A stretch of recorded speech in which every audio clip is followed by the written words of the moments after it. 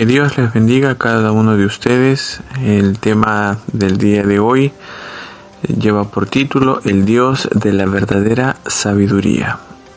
El Dios de la verdadera sabiduría. Vamos a buscar en nuestras Biblias en primer libro de los Reyes, capítulo 4, el verso 29, del verso 29 al 34. Primer libro de los Reyes, capítulo 4, del verso 29 al 34. Dice la palabra de Dios de la siguiente manera. Y Dios dio a Salomón sabiduría y prudencia muy grandes y anchura de corazón como la arena que está a la orilla del mar. Era mayor la sabiduría de Salomón que la de todos los orientales y que toda la sabiduría de los egipcios.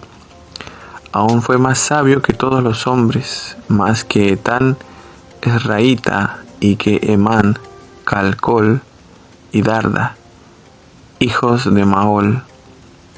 Y fue conocido entre todas las naciones de alrededor, y compuso 3000 proverbios, y sus cantares fueron 1005.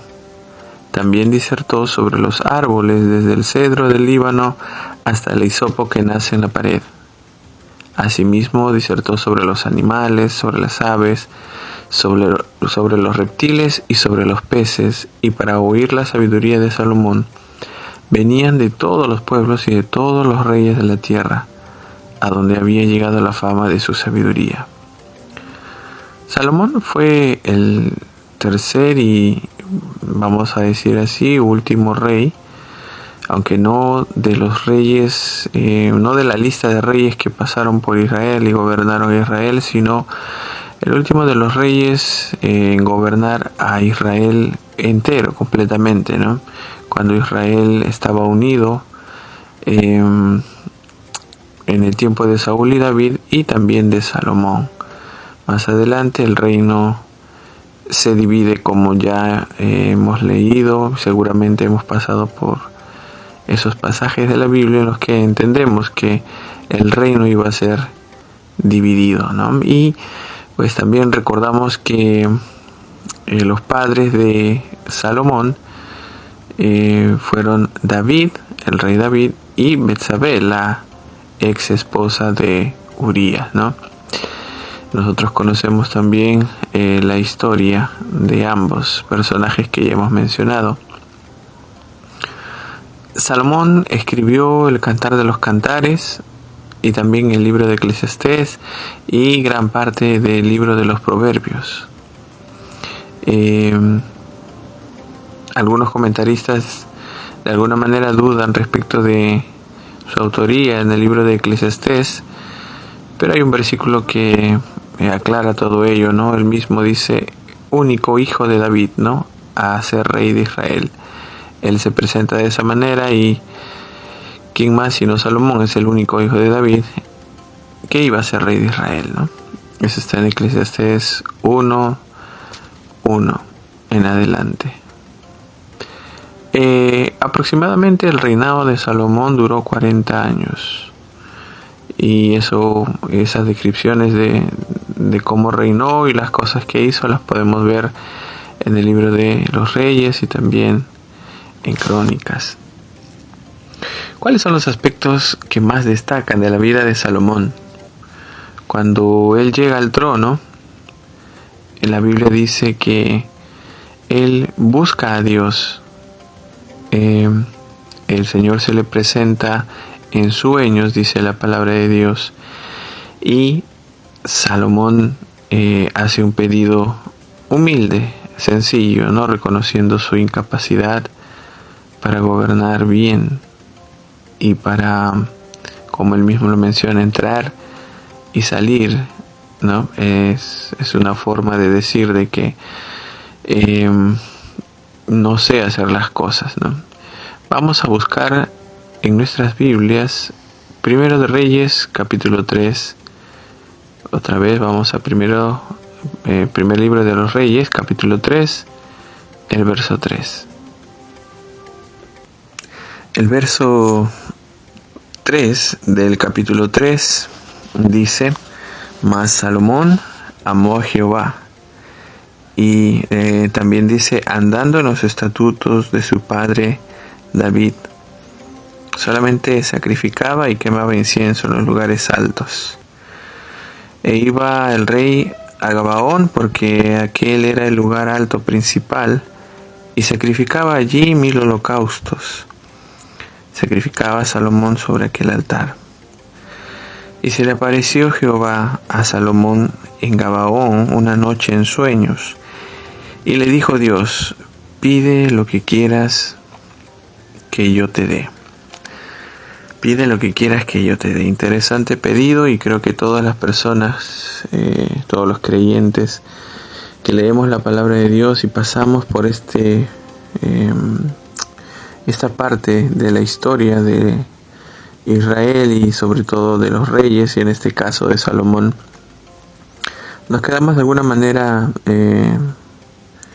impactados y nos gustaría estar en el lugar de Salomón, ya que es una oportunidad única, así pareciera, para el rey Salomón, en el que Dios mismo se le aparezca y le diga: pide lo que quieras que yo te dé. Sabiendo que Dios es todopoderoso, sabiendo que Dios tiene todo en sus manos. Él mismo ha dicho: mío es el oro, mío es la plata, ha dicho Jehová, ¿no? Y de Jehová es la tierra y su plenitud, dice el Salmo 24:1. Entonces, creo que todos nosotros nos gustaría tener esta oportunidad, y es necesario aclarar que cada uno de nosotros tiene como hijos de Dios esta oportunidad. Dice la Biblia en Mateo capítulo 7, el versículo 7: pedid y se os dará, buscad y hallaréis, llamad y se os abrirá, porque todo aquel que pide, recibe. Es una promesa para cada uno de nosotros, ¿no?